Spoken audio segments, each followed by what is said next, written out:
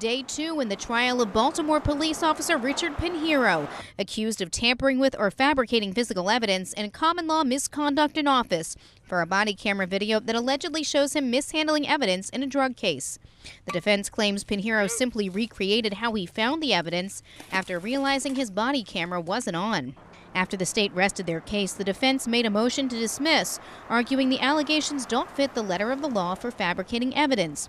They say Pinheiro didn't receive proper training on the body cameras, and his mistake was an honest one and doesn't constitute a crime. Quote, "Are there things in hindsight he could have done differently? Yes, but his intent wasn't to deceive." Prosecutors argued back, quote, "When an officer makes a mistake, they're supposed to fess up and admit they made a mistake." And they say he fabricated the video so that he wouldn't get in trouble. The judge ultimately denied the defense's motion.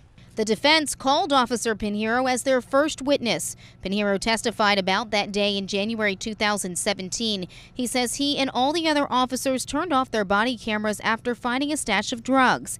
He decided to go back into the alley to search for more by himself and found more drugs.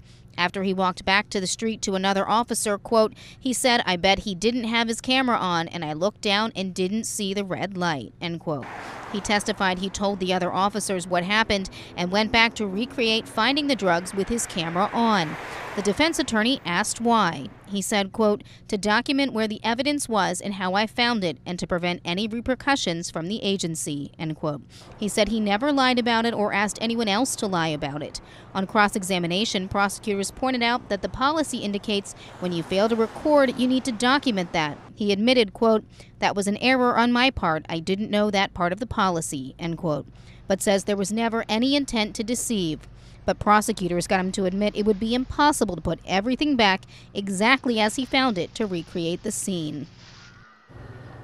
The trial is expected to resume tomorrow morning with closing arguments. Reporting live downtown, Kim Day, CWBAL TV 11 News.